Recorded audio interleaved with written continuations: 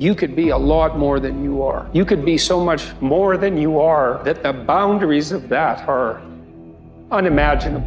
That's a way better message to someone who's in despair, is what? You're okay the way you are, miserable, nihilistic, hopeless, amotivated, resentful. It's no time for a maternal embrace. It is in a sense, because there's comfort in that. Mostly what that's time for is the clarion call to maturity. It's like, no. No, most of you has to go, man, but the best of you, it can come forward, and that best is there. Life is a game, and the rules of the game demand that we constantly lean into growth, purpose, duty over desire, purpose over pleasure, become congruent with the man that we want to be, to live a life of fulfillment and significance without anxiety and depression, shame or guilt, a life of sovereignty and freedom, to have peace of mind, and to have sound sleep when I go to bed at night because I carry no weight of guilt and shame. That is the man, the idealized version of myself that I am building. We all have a duty to become and create the most idealized version of ourselves, the man that we needed in our lives. I'm fighting. I'm always fighting. I'm struggling and I'm scrapping and I'm kicking and clawing at those weaknesses to change them, to stop them. Some days I win. Some days I don't. But each and every day I get back up and I move forward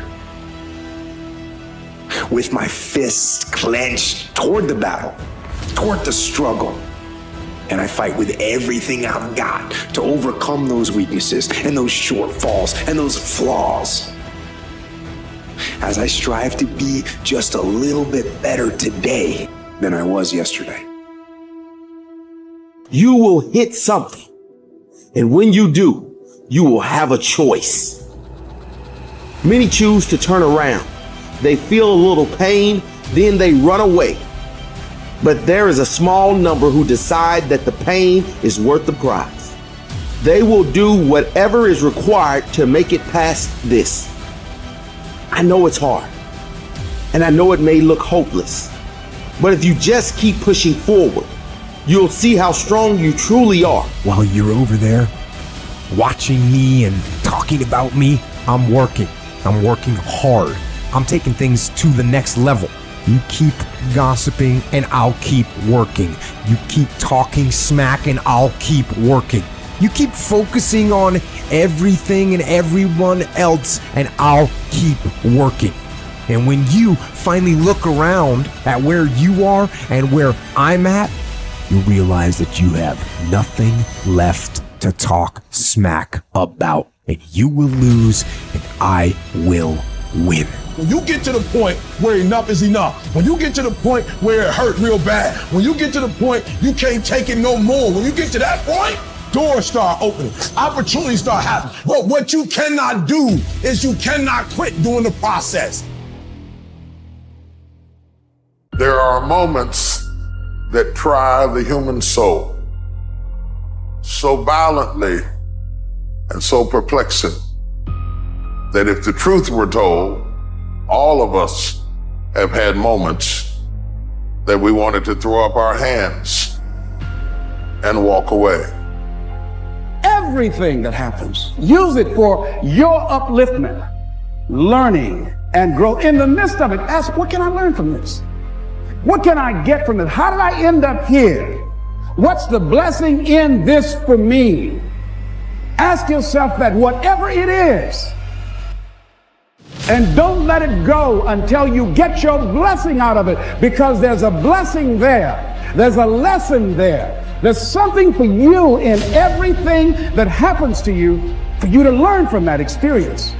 Look at it, examine it, analyze it, dissect it, take it apart until it reveals itself to you. And then get what you need from that and move on. It's how you gained mastery.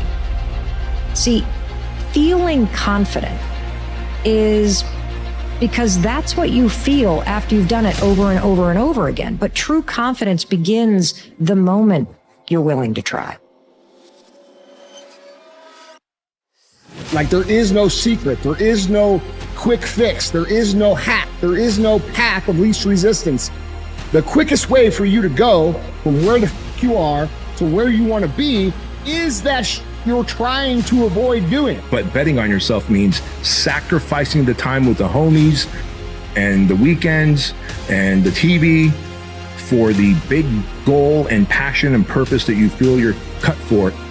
From my experience, from what I've seen of other people, the only thing that gives the human animal the best feeling, which is to feel good about yourself when you're by yourself, is to do the hard things and to do things that bring fulfillment. And the things that bring fulfillment are often born of momentary suffering, but they allow you to get stronger in order to serve other people. That's it. That's just what I've seen. So I don't think it's better than the alternative that I just described. It's just the only thing that I've seen really lead to that sense of like deep fulfillment. So my thing about the specific part about the good habits are hard to stick with because they're boring, just you've got to attach habits to things you actually really and truly care about. No one can tell you what to care about. You can certainly build that into your life. You can take something that's an interest and build it into something you care deeply about. I think one of the hardest things to hear after you don't get your way is keep working. But it's also one of the only solutions to be successful. You're not going to get your way most of the time in your life. Just keep working. Hard work pays off, no one tells you when. You'll never know the true feeling of accomplishment if you've never faced a setback. You'll never know the true meaning of confidence if you've never had to bounce back from anything. Just keep working. You're not getting what you want, keep working. You are getting what you want, keep working. As you go toward your goals and your dreams, spring forth with a mighty faith to write the book that ought to be written by you, to help the people that ought to be helped by you, to make the difference in our society that ought to be made by you.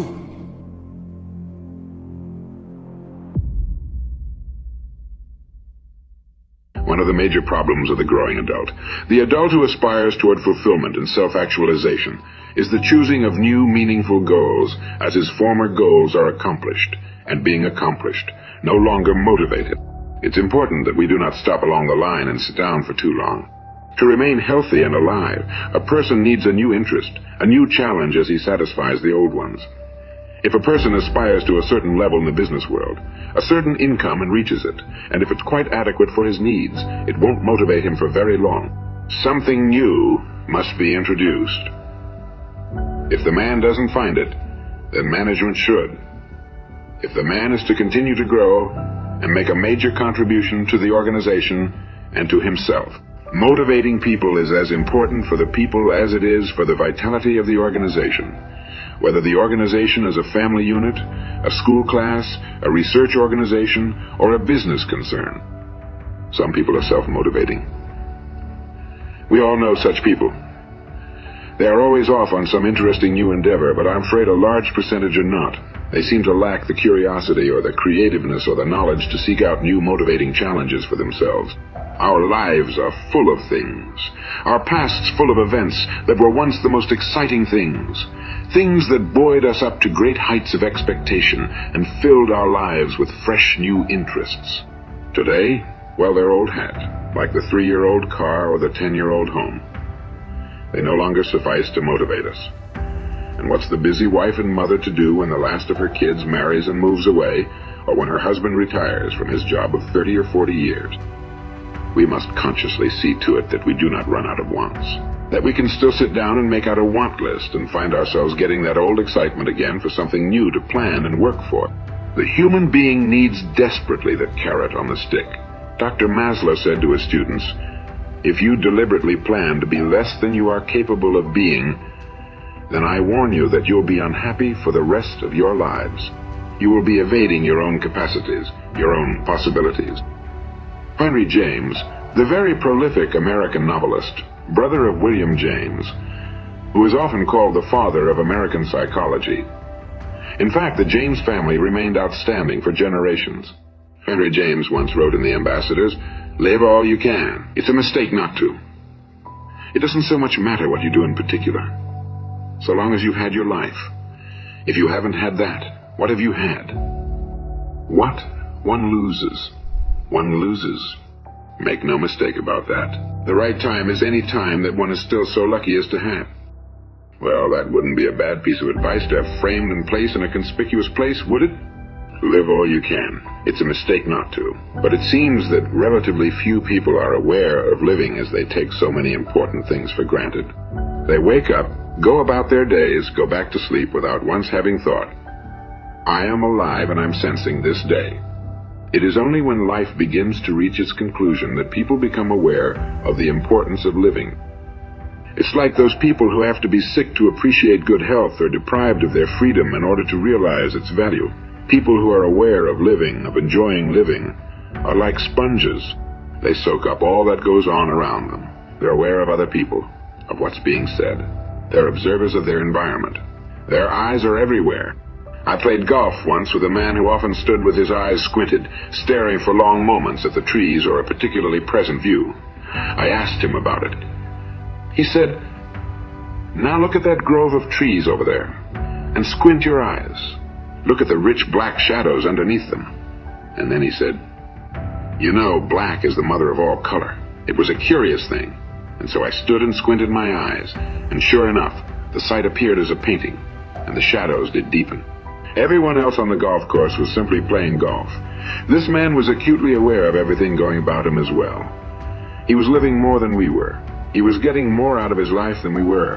As Henry James said, the right time is any time that one is still so lucky as to have. The right time is while we're working, or driving, or with our loved ones, or alone. The right time is the only time we've got, which is now. And if we haven't learned to live now, we'll always be living on the hope that perhaps the future will be somehow better. Now is the future we were thinking about last year. And if you don't make it into tomorrow, will you have enjoyed? Will you have been aware of today? Well, it's worth thinking about. Anything that can make life more interesting, more vivid, is worth giving some thought to. Older people are always saying to younger people, you don't realize how lucky you are, which I suppose means that they didn't either. You have to tap into suffering every day of your life because we have so much scarring that we have to clean up. To succeed, you must fail. In failure and in suffering, all the answers are in there. All the answers to all the test questions. The test is your life. All the answers are in there. You don't have to live in suffering, pain, and failure all the time. You have to learn. Like people hate working out. You're only going to visit working out maybe an hour a day, 23 other hours of the day. You're not in it. But how you become in shape is you must visit suffering. Visit working out 1 hour a day. Visit suffering 1 hour a day. Visit your past failures. 1 hour a day. The relationship with it is the answers are in there. They are in there within the suffering. Go in there. I call it the live autopsy. The live autopsy, how you find out. They crack you open after you're dead. How you can live is do it while you're alive. Go back in your brain. Crack it open while you're alive. Don't wait until you're freaking dead to figure out why you died. Do it while you are living. Go in there, go into the suffering, go into the pain of your life and say, why does this suck for me so bad? Why am I afraid of all this stuff? Why have I shut down the whole world? I guarantee I'll tell you why you shut down the whole world. It's in these nooks of the suffering within your brain. In the scarring are all the answers to why you are on the couch feeling sorry for yourself. They lie within the scars. Visit them for at least an hour a day. Study them. And then you'll find out more about yourself. You will then grow. So don't look at it as every day I suffer. Go into it an hour a day. Learn from yourself. Learn from life. Learn from me. Learn from your failures. Learn from your insecurities. Learn from your self-doubt. Don't just say, I'm afraid to jump off an airplane. What makes you afraid of it? Study it. That's why I studied my mind. Why I became so powerful in the mind, because I realized I was weak. So instead of running away from the mind, I dove into it and said, what is making me weak?